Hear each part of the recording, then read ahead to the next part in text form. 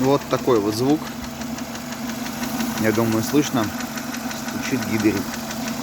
И причем, вот если мы ставим палец, прям чувствуется биение. Вот здесь вот у четвертой катушки последней.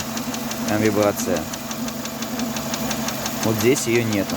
То есть какой-то вот из вот этих, впускной или выпускной.